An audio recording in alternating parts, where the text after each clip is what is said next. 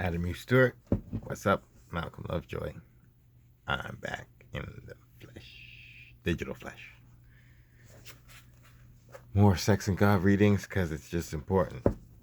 No matter what, this is just relevant if you're having sex, period. If you're human, it's relevant. 10 years from now, it's still going to be relevant. You can sleep. Can't dodge these truths. It doesn't matter. So, here it is. We're going to talk about Islam for a bit. For about 5 minutes. Not going to go too deep because this one, it needs to marinate. Islam, the shame religion. In the West, many people marvel at the power of Islam to control people and oppress women so completely that they will wear head-to-toe clothing in 100-degree Fahrenheit, 38 degrees Celsius heat.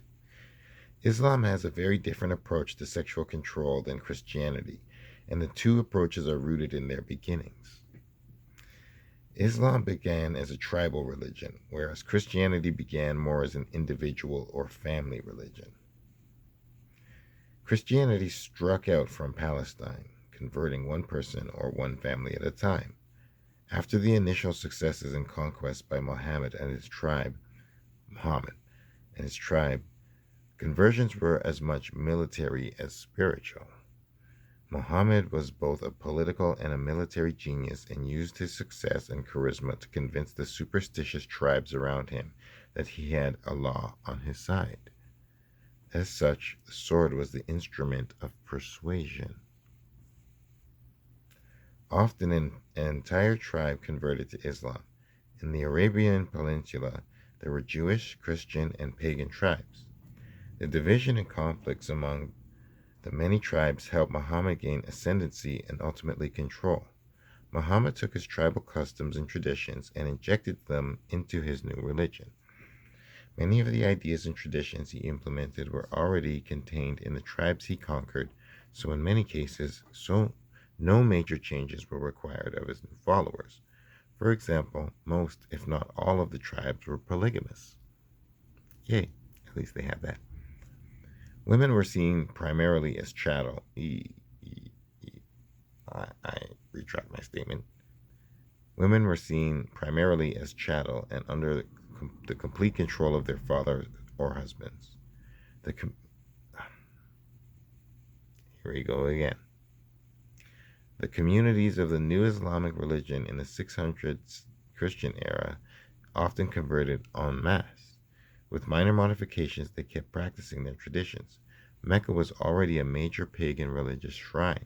Muhammad conveniently changed it to a place of worship and pilgrimage for Allah. Practically speaking, Muhammad unified a fractured region under a single religion and did it with a superior military. Conquest, war, and male dominance were the hallmarks of Islam. Despite political splits over the centuries, the tribal nature of Islam remains intact. In contrast, Christianity started out as an underground movement. Christianity did not have the strong and solid tribal roots of Islam. While it may have originated in Judaism, it rapidly left those tribal roots behind. For more than 3 centuries, it had to hide out or run from Roman authorities and did not come into its own until the 400s. In many ways, Islam looks much more like the tribes of ancient Israel than does Christianity. Reading the Old Testament and Quran side by side, the rules and commandments are remarkably similar. Both allow, and even command, the killing of those who do not bow to their God. Both allow sex slaves. Exodus 21:7, New and the NLT version. When a man sells his daughter as a slave, she will not be freed at the end of 6 years as the men are. If she does not please the man who bought her, he may allow her to be bought back again, but he is not allowed to sell her to foreigners, since he is the one who broke the contract with her. And if the slave girl's owner arranges for her to marry his son, he may no longer treat her as a slave girl, but he must treat her as his daughter. If he himself marries her and then takes another wife, he may not reduce her food or clothing or fail to sleep with her as a wife. If he fails any of these 3 ways, she may leave as a free woman without making any payment. Quran 8, Surah 24, the light, verse 31.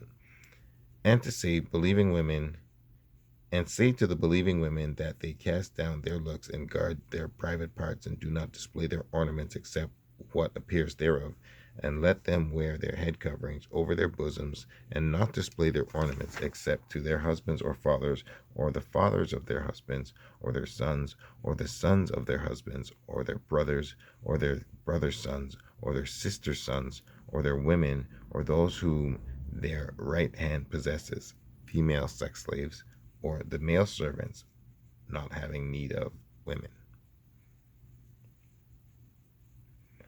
Both give the male head of the family total control and treat women as property with economic and political value. Both are strongly patriarchal and punish women more than men for sexual transgressions.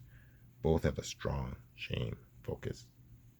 The modern approach of Christianity, based on individualistic guilt, does not allow it to stone people, chop their heads off, or shame them into becoming suicide bombers.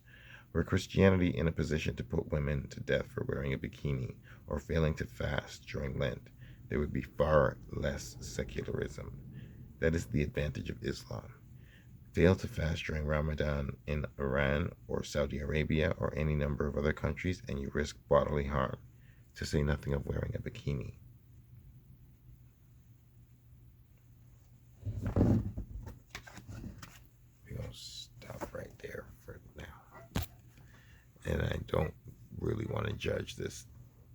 I don't want to judge Islam completely negatively, like there's no positive aspects that can come from the discipline and belief in a